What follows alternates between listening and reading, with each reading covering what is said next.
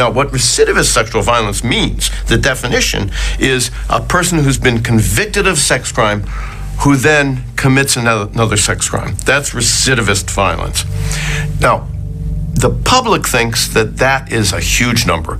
The public thinks that almost 100% of sex offenders who are released from prison go off and do it again. One of the most comprehensive studies of recidivism was done by the U.S. Department of Justice. They followed every single sex offender released from about 15 states. It was almost 10,000 people. They followed them for 3 years to determine who got rearrested or reconvicted for another sex offense. That study found a recidivism rate among those almost 10,000 sex offenders of 3.5%. There is a huge disparity between the public's perception of sex offenders and the truth, the empirical, scientific, actuarial truth about sex offenders. The recidivism of sex offenders has been studied over and over and over again. It's been studied by the federal government, Bureau of Justice Statistics, state departments of corrections. The Connecticut Department of Corrections broke out the various measures of recidivism over 5 years. So using the loosest measure of recidivism, 3.6% of the sex offenders were arrested or charged with a new crime over 5 years. The next most narrow definition of recidivism, a conviction of a new sex offense, found 2.7%. And then using the strictest definition of recidivism, return to prison to serve a sentence for a new sex crime, that was 1.7%.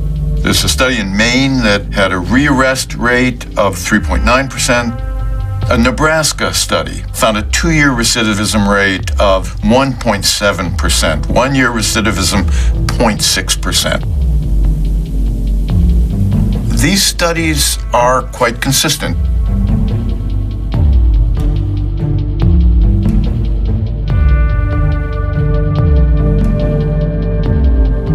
It's completely counter to the narrative that underlies all of these laws, that sex offenders are extremely highly likely to reoffend.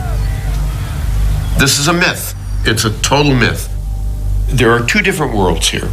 One is the world of the politicians. And in that world, we are identifying the most highly dangerous, and these people have hugely high recidivism rates. And then there's the world of science. And those two worlds do not meet.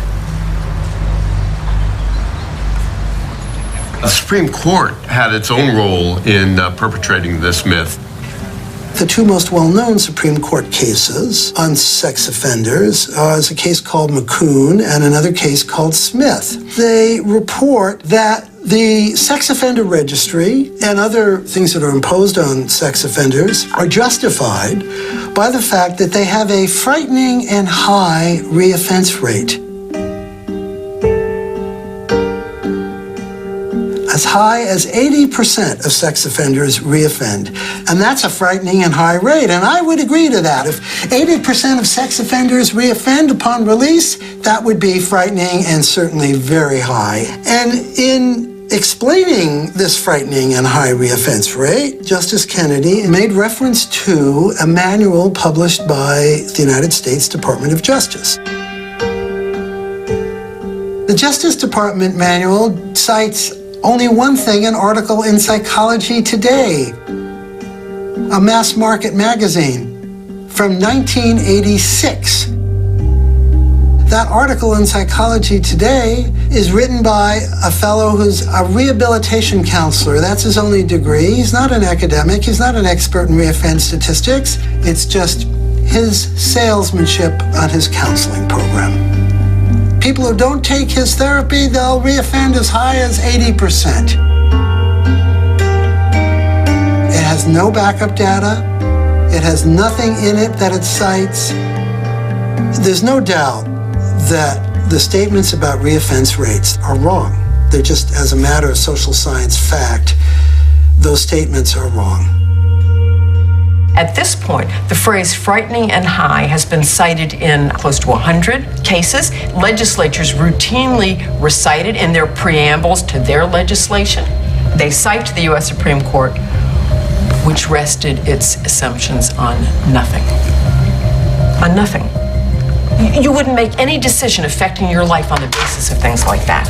100 judicial opinions that uphold laws that say, yes, you can put this person on the registry. Yes, someone on the registry cannot go to a library, cannot go to a park. In Florida, they can't live anywhere. In the city of Miami, You're throwing thousands of people onto the streets, out of their houses, out of school, wrecking their marriages, wrecking any prospect they may possibly ever have, reintegration into the community based on frightening and high decades of recidivism, 80%, which came from nothing.